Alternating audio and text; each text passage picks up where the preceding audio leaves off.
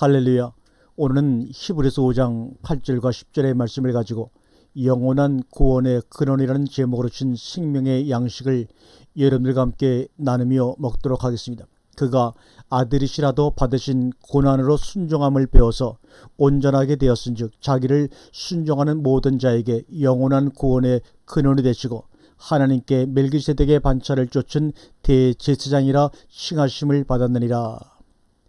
오늘 본문 말씀 가운데 특별히 모든 자에게와 하나님께라는 이 두 구절을 십자가의 상징의 의미의 말씀으로 우리가 받아들여서 온전한 구원이란 무엇인가?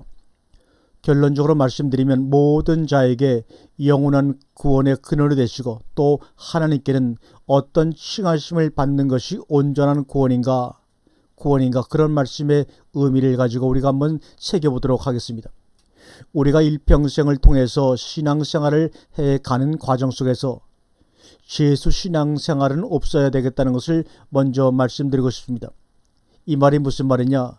여러분들도 집에 고3 학생들이 있어서 매년마다 입시때만 되면 고민하고 활동하는 문제이기도 합니다만 그 고민 중에 하나가 입시에 떨어지면 어떻게 할 것이냐, 곧바로 직장을 보내느냐 아니면 재수를 시켜서라도 내년에 대학에 보내느냐의 문제입니다. 저는 이 문제를 생각하면서 우리 인생사례가 과연 재수냐는 겁니다. 대학 시험은 내년에 다시 있으니까 다시 시험을 보면 되지만 인생이라고 하는 것은 한 번 왔다가 한 번 가는 겁니다. 그래서 한 번 왔다 가는 그 인생을 채점을 하는 것, 그래서 합격의 여부를 가리는 것이 신앙생활이라고 하는 겁니다. 그래서 우리가 신앙생활을 할 때 그 자세는 매일같이 시험을 치르는 입시생의 자세로 임해야 할 것입니다. 흔히들 신앙생활에 실패를 하면 한 번 실수는 병가지 상사라고 해서 그것을 아전인수격으로 해석을 합니다. 그리고는 내가 이 다음에는 잘해보겠다, 이 다음에는 반드시 그렇게 하지 않겠다고 합니다. 그런데 중요한 것은 이 다음이 있다라고 생각하는 그것이 바로 재수인생이라는 겁니다. 적어도 우리가 살아있다고 하는 것은 성경에서 말하는 현재 분사형 의미 외에는 아무것도 없는 겁니다. 다시 말하면 내일을 기대하는 사람은 오늘을 도피하는 사람입니다. 어제를 기대하는 사람은 오늘이 없는 사람입니다. 다음 주에, 다음 달에, 내년에라고 하는 사람의 의식 속에는 분명히 현재라는 것이 없습니다. 왜냐하면 현재의 내일을 생각하고 있다면 그 사람의 현재는 현재가 아니라 내일을 생각하는 현재라는 겁니다. 원칙적으로 인생에 재수라는 것은 없습니다. 이 순간을 놓쳐버리면 이 순간은 영원히 지나가 버린 한순간밖에 안 됩니다. 그런데 사람들은 내일이라는 반복된 날에 익숙합니다. 그렇기 때문에 모든 사람이 실패하는 것은 내일이라는 의식을 떨쳐버리지 못하고 현실을 현실로서 보내지 못하고 내일로 미뤄버리는 그런 재수의식 때문에 신앙생활에 실패를 하는 겁니다. 그러면 현재라는 것은 뭐냐는 겁니다. 우리가 육신적인 사람과 영적인 사람의 차이점이라는 것이 뭐냐는 겁니다. 육신적인 사람은 현재를 편하고 즐기려고 합니다. 그러나 발전하는 사람은 현재를 고난으로 삼습니다. 학생은 공부를 하지 않으려고 합니다. 왜요? 공부한다는 것 자체가 고통이라는 겁니다. 공무원이 직장을 출근하면서 싫어합니다. 그것은 가서 일하는 것을 고통으로 생각하기 때문입니다. 그러나 공부를 잘하는 학생이나 사업에 성공하는 기업가들은 현재 고통을 감수합니다. 현재 고통의 의미를 삶의 의미로 생각하고 살아간다는 얘기입니다. 신앙생활하는 사람에게 있어서 구원은 합격이고 성공입니다. 그런데 우리가 구원을 받았다고 하는 것은 그때부터 행복이 보장되고 그때부터 모든 것이 충족이 되는 그것이 구원이 아닙니다. 그러면 구원이란 뭐냐? 지금 현실을 가장 정상적으로 사는 것이 구원입니다. 노는 것이 편한 것이 구원이 아닙니다. 모든 문제가 해결되는 것이 구원이 아닙니다. 현실을 가장 충실하게 사는 것이 구원입니다. 오늘 본문의 말씀을 한번 보겠습니다. 오늘 본문의 첫째 말씀이 그가 아들이시라도, 이게 무슨 말씀입니까? 하나님의 아들이니까 하나님께로부터 받을 만한 모든 것 조건이 충족되어 있으니까 있습니까? 없습니까? 되어 있습니다. 당연하고도 정당한 하나님의 아들임이 분명합니다. 그런데도 오늘 본문에 보니까 그가 하나님의 아들이시라도입니다. 오늘 본문이 우리에게 주는 충격은 그가 아들이시라도 아들의식이 없는 상태에서 현재를 살았다는 얘기입니다. 부자가 왜 천국에 들어가지 못하느냐? 돈을 많이 가지고 있다고 하는 의식적 죄가 자기를 자만하게 만듭니다.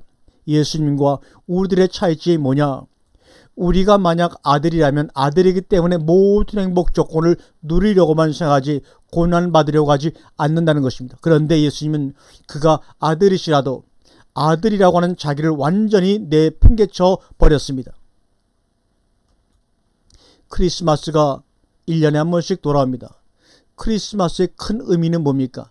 아기 예수가 하나님의 아들로 동정녀 마리아에게서 탄생하셨다는 사실입니다. 그런데 우리가 놀라운 사실은 예수님은 자신이 자기가 하나님의 아들로서 동정녀 마리아에게 내가 탄생했다는 자체가 나는 하나님의 아들이라는 증거다라는 말을 한 번도 성경서 하신 적이 없다는 겁니다. 너희들은 다 아담의 후손이고 너희 아비의 씨로 나온 인간들이지만 나는 인간의 씨가 아닌 성령의 씨로 나온 하나님의 아들이라는 말을 한 번도 하지 않았습니다. 당신의 의식 속에 나는 정당하고도 당당한 이 땅의 유일한 하나님의 아들이라고 하는 자부심을 갖지 않았다는 말입니다. 많은 사람들이 보장을 요구합니다. 요새 일어나는 여러 가지 노사 분규들이 보상을 요구하는 것입니다. 취직을 해도 공무원이 돼도 신분을 보장을 요구합니다. 아내와 남편이 조건이 성립되는데도 보장을 요구합니다. 그래서 우리가 법적으로 혼인신고를 합니다. 내가 하나님을 믿었으니 하나님 나 신분 보장해 주십시오. 그것이 신앙생활입니다. 여러분, 우리의 신분 보장은 우리 자신의 삶의 태도에 달려 있는 것입니다. 공무원의 신분 보장은 그 사람이 공무원으로서 얼마나 충실하게 직무를 수행하느냐가 그 사람의 신분 보장입니다. 아내는 아내로서 남편은 남편으로서의 충실한 직무 수행이 아내의 신분 보장이고 남편의 신분 보장이 됩니다. 우리는 은혜라는 말을 참으로 많이 합니다. 그러나 제발 우리가 은혜의 상태에 들어가기 전까지는 은혜라는 말 쓰면 안 됩니다. 하나님의 은혜가 우리에게 주어지지만 그 은혜를 의식하면 우리는 그때부터 우리 자신을 은혜라는 보장 속에 빠져버리는, 마치 꿀통 속에 빠져버린 볼과 같이 되어 버리는 것입니다. 사랑하는 성도 여러분, 은혜라는 것이 우리는 아무것도 안 해도 괜찮고 하나님께서 풍성하신 것을 마치 구호물자처럼 마구 쏟아 부어주시는 것이 은혜가 아닙니다. 우리가 현실을 정직하고 성실하게 살게 하는 밑받침이 은혜입니다. 공부한 학생에게 가정교사가 필요한 것이고 기업을 하는 기업가에게 은행 자금이 필요한 것입니다. 아무것도 할 줄도 모르는데 돈만 주면 기능 수행도 못하는데 직장만 주면 안 됩니다. 고난이 있는 것은 삶의 자세입니다. 그가 아들이시라도 하물며 우리는 어떻게 해야 되겠느냐 그 말입니다. 받으신 고난으로 말미암아 순종함을 배워서, 우리가 성경에서 나오는 순종이라는 말을 볼 때 원문의 의미를 항상 의식하면서 분별해야 하는데, 이 순종이라는 말이 행위적인 복종이 있고 의미적인 들임이 있습니다. 행위적인 복종은 무엇이든지 시키는 대로 하는 겁니다. 그런데 의미적인 들음이라는 것은 입버릇처럼 말씀드린 대로 휘파콘이라고 합니다. 휘포 못못 아래에서 아콘 듣는다는 두 개의 단어가 합쳐져서 만들어진 합성어입니다. 여러분, 신앙생활이라는 것은 순간의 연속인데 이 순간의 연속을 우리가 어떻게 신앙생활로 연결시키느냐, 휘파콘의 삶입니다. 항상 우리의 마음은 하나님께로 귀가 열려서 하나님의 음성을 들을 준비와 자세가 되어 있어야 합니다. 여러분들 스스로가 신앙생활을 하고 있는지 안 하고 있는지는 여기 나와서 예배를 드릴 때는 알 수가 없습니다. 언제 아느냐? 텔레비전이나 영화나 다른 사람들하고 잡담을 하고 있을 때 보면 압니다. TV 보면서 드라마 게임에 빠져버리면 그 사람 신앙생활 안 하는 사람입니다. 드라마를 보면서도 하나님의 음성을 들을 수 있어야 합니다. 잡담을 하면서도 하나님의 음성을 들어야 합니다. 실질적인 고난이란 말은 자기로부터의 탈피입니다. 자기를 감싸는 사람은 자기가 어떻게 하든 편하고 유익하게 하려고 하고, 자기로부터 탈피하려고 하는 사람은 그것은 자기 자신이 고난을 감수하려는 자세가 되어 있다는 것입니다. 받으실 고난으로 말미암아 순종함을 배워서 자기로부터 탈피해 가지고 자기의 마음과 온 정성을 어디에 기울이냐? 하나님의 음성에 기울인다는 말입니다. 흡박한 순종함을 배웁니다. 여기에 와 앉아 있으면서도, 이 방송을 들으면서도 딴 생각을 합니다. 우리는 우리 자신들에 대해서 철저하고 엄격해야 합니다. 우리의 잘못된 인간성은 나 중심이라는 겁니다. 그래서 주님이 뭐라고 하십니까? 목숨을 얻고자 하면 잃을 것이요 잃고자 하면 얻을 것이다 라고 말합니다. 학생이 자기를 채찍질하지 못하면 공부를 못합니다. 신앙인들이 자기를 채찍질하지 못하면 신앙생활 성공하지를 못합니다. 우리 인간들에게 있어 결정적으로 멸망을 가져다주는 하나의 제목이 있는데, 그것은 바로 핑계라는 겁니다. 에덴 동산의 타락은 핑계로부터 시작을 했습니다. 자기 변호, 자기 방어, 자기 보호, 자기만 빠져나오면 하면 된다는 겁니다. 이것이 결국 자기를 죽이는 것인 줄 왜 모르십니까? 이유 때문에 사람들이 망가져가고 실패합니다. 그 이유가 뭡니까? 자기를 변호한다는 얘기입니다. 내가 이러이러해서 이렇게 되었습니다. 원인이 자기가 아니라 전부 다 남의 탓이고 환경 탓입니다. 아버지가 돈이 없었습니다. 집안 형편이 어려웠습니다. 이와 같이 현실에 충실하지 못한 사람들에게 남은 재산이라고는 이유밖에 없습니다. 인생에서 여러분들이 성공을 하려면 지금 이 순간을 후회 없이 살아야 합니다. 받으실 고난으로 순종함을 배워서 들음의 자세입니다. 믿음은 들음에서 나며 들음은 그리스도의 말씀으로 말미암느니라. 마음으로 믿어 의에 이르고 입으로 시인하여 구원에 이른다고 말씀하지 않습니까? 어떻게 마음에 믿습니까? 들음으로서 믿는 겁니다. 무엇으로요? 그리스도의 말씀을 들음으로써 그리스도로 믿어지는 겁니다.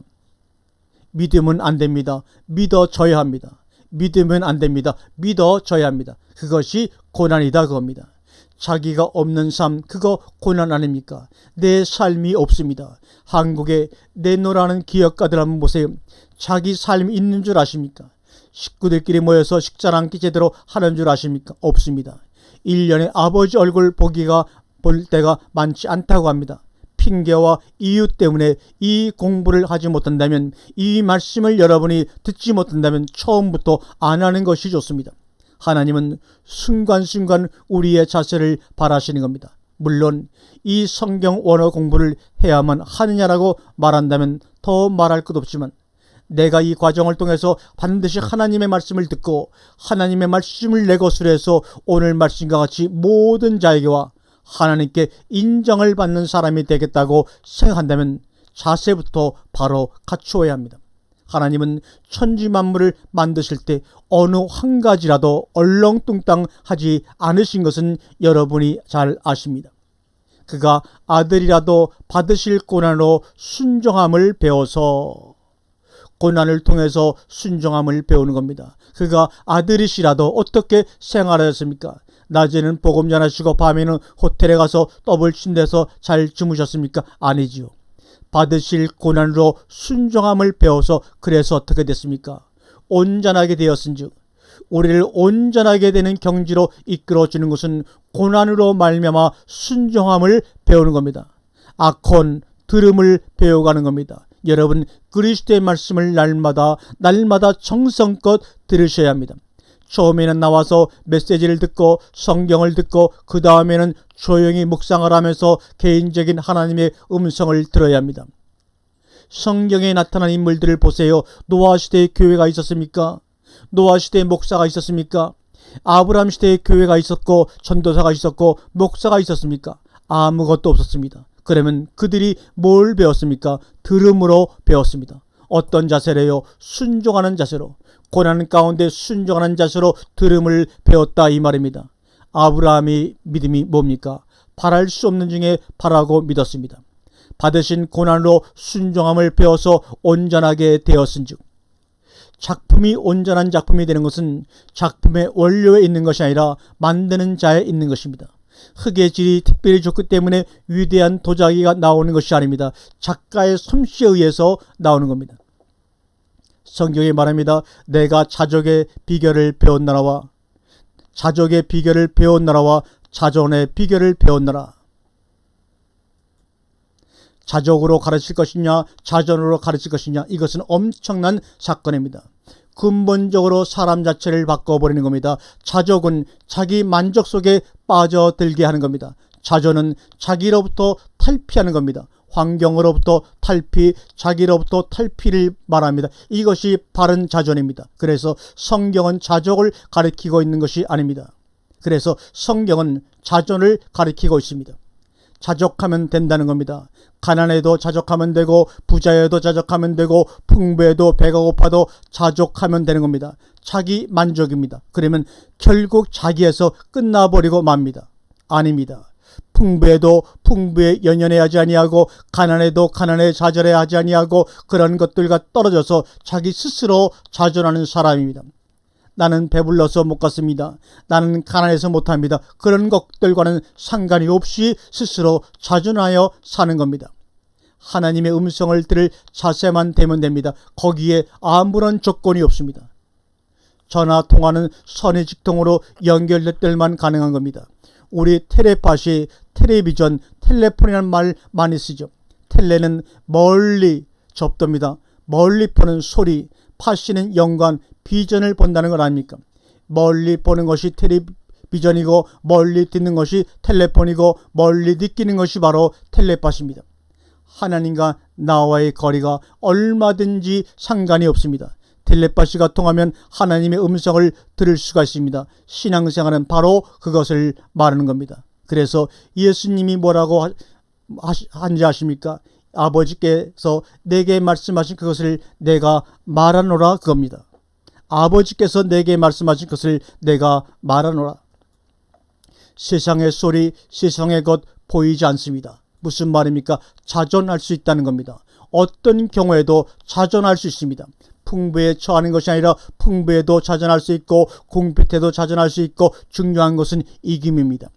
가난에만 이기는 것이 아닙니다. 부에도 이기는 것이 이기는 겁니다. 그런데 유감스럽게도 가난은 감내하고 잘 넘어가는데 부에는 백발백중 다 넘어간다는 겁니다. 자존할 수가 있습니까? 내가 혼자라고 해서, 내가 노인이 되었다고 해서, 자식들이 나를 알아주지 않는다고 해서 내가 고독하다면 나는 그 고독 때문에 죽어가는 사람입니다. 그게 바로 노인들의 핑계입니다. 우리도 그런 인생을 살아갈 겁니까?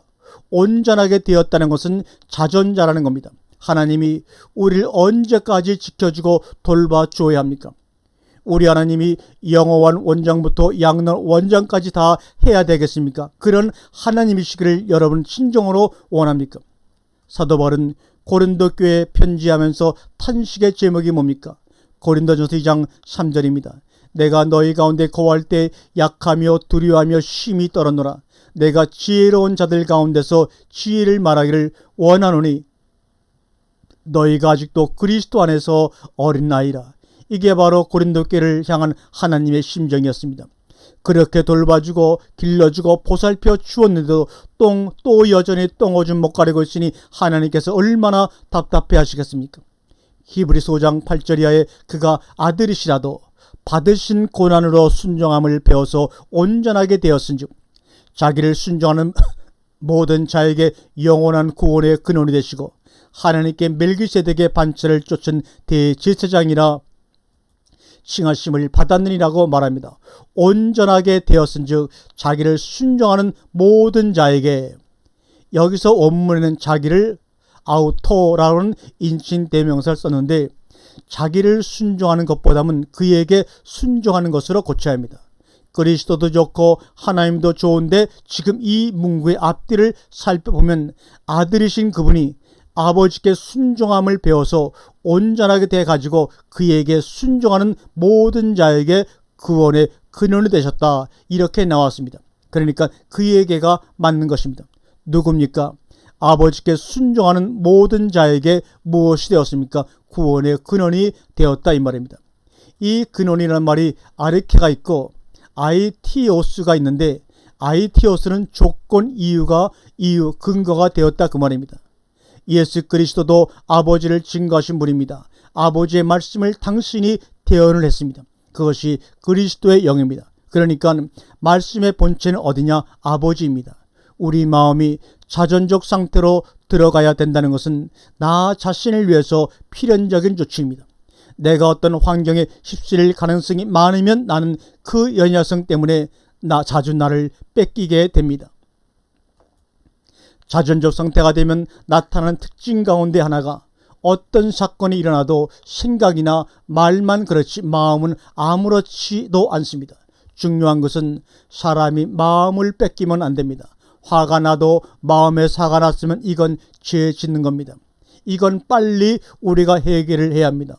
어린 아이들에게 야단을 쳐도 마음에서 야단이 나올 것 같으면 그거 하면 안 됩니다. 마음은 항상 하나님께로 신령과 진정으로 예배하는 자들을 찾으십니다. 신령과 진정의 자소가 어디입니까? 바로 우리의 마음입니다. 이것을 뺏기지 말라는 겁니다. 중요한 것은 어떤 부류에 있는 사람들이나 자기 자신을 컨트롤할 수 있는 사람이 다른 것들을 컨트롤할 수가 있습니다. 창조자라고 하는 것은 자율적인 사람입니다. 모방하지 않습니다. 뒤따라하지 않습니다. 우리가 오병이의 사건 속에서 제자들의 얘기는 여기는 빈들이고 먹을 것이 없는데 어떻게 해야 합니까? 라고 주님께 묻습니다. 예수님은 늦다고 제자들에게 하시는 말씀이 너희가 먹을 것을 주어라입니다. 자기 먹을 것도 없는 이 들판에서 5,000명을 너희가 먹을 것을 주어라. 먹을 것을 줄 수 있어서 지금 그렇게 말씀하신 겁니까? 다시 말하면 인정신앙에서 떠나라는 겁니다. 제자들의 고질적인 병이 뭔지 아십니까? 우리 성도들의 고질적인 병이 뭔지 아십니까? 문제만 생기면 하나님 그러는 겁니다. 무조건 하나님입니다. 제자들 역시 무조건 성세님이 어떻게 하실 겁니다. 그러나 주님은 너희가 먹을 것을 주어라. 은혜라는 것은 위에서 내려오지만 우리로 하여금 그것을 활용해서 무엇을 이루어낼 수 있는 지혜와 능력 외에는 되어진 것이 주어지지 않습니다. 여러분, 절대 돈도 그냥 돈으로 주어지지 않습니다. 돈을 벌 수 있는 지혜와 능력을 주실지언정 우리에게 병을 그냥 고쳐 주시는 게 아닙니다. 그 병을 이길 수 있는 지혜와 능력을 주시는 겁니다. 그걸 활용할 줄 모르는 사람은 만들어 줘봐야 거지밖에 안 됩니다. 거지가 뭡니까? 밥도 다 된 밥을 주어야 좋아하지 쌀 주면 안 받아갑니다. 일자리 주면 일 안 합니다. 돈으로 줘야지. 그게 바로 거지입니다. 하나님은 우리를 거지 만들고 싶으신 하나님이 아니십니다. 창조하시는 하나님, 창조한 아들이 되어야 하지 않습니까? 생각을 날마다 새롭게 창조하시는 여러분이 되기를 원합니다. 왜? 고난을 통해서 온전한 경지에 이르게 하느냐는 겁니다. 아들이면 그냥 너 가만히 있어. 아빠가 이루어놓은 거 다 내 거니까 너는 누리기만 해. 아닙니다. 아들이기 때문에 그러는 겁니다. 절대 성경 어디를 보든지 하나님의 택한 백성들에게 공짜 은혜가 주어지는 법이 없습니다. 오늘 본문 10절에서 영원한 구원의 구원이 되시고 근원이 되시고 하나님께 멜기세덱의 반차를 쫓은 대제사장이라 칭하심을 받았느니라고 말합니다. 여기서 왜 멜기세덱이 나오느냐? 멜기세덱 제사장의 반열과 아론의 제사장의 반열은 다릅니다. 아론의 제사장 반열은 육신적인 반열입니다. 그래서 아버지가 제사장이면 아들이 자동적으로 제사장이 되었습니다. 그러나 멜기세덱의 제사장 반열은 자존자입니다. 그는 시작한 날도 없고 끝날도 없고 나온 날도 없고라고 히브리서에 말씀하고 있지 않습니까? 이게 뭡니까? 표현하려니까 자존자라는 겁니다. 의존적 존재가 아닙니다. 평강의 왕, 의의 왕입니다. 오늘 말씀이 구원의 등급이 있다고 생각을 하시면 안 됩니다. 1등급짜리 구원이 있고 2등급짜리 구원이 있고 3등급짜리 구원이 있다고 생각지 마세요. 구원은 오직 하나뿐입니다.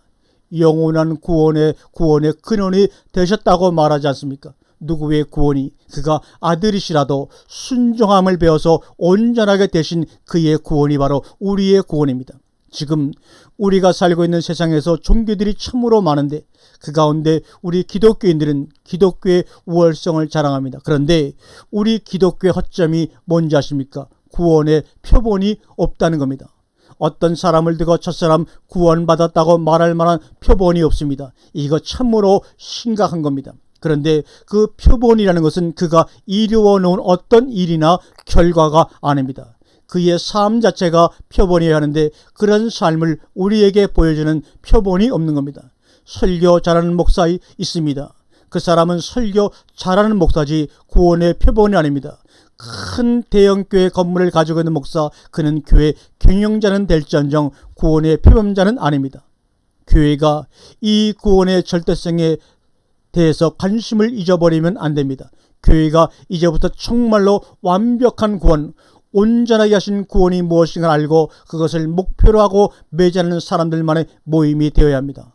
얼렁뚱땅 적당히 이 핑계 저 핑계 이것 안 됩니다. 왜요? 그것은 자기 자신과 하나님께 불행입니다. 교회는 위로의 장소도 아니고 소망의 장소도 아니고 사귐의 장소도 아닙니다. 세상에 갈기갈기 상처받은 마음 모아서 위로나 받고 마음 평안해서 돌아가는 그런 요양원이 아닙니다. 발전을 해야 합니다. 하나님의 나라는 발전하는 나라입니다. 발전하는 나라는 노인이 없습니다. 그래서 천국은 노인이 없다고 합니다. 금년에도 나 자신을 채찍질해 왔지만 내년에는 더한 채찍을 만들어서 자신을 쳐야 합니다. 그래야 발전합니다. 사도 바울도 자기를 쳐 복종시키지 않습니까? 내가 남에게 전파한 후에 내가 도리어 버림이 될까 두려워서 자기를 치는 자만이 온전해집니다. 하나님은 우리의 자세를 보십니다. 결과는 우리들의 것이 아님을 여러분 깨달으시기를 바랍니다. 아멘.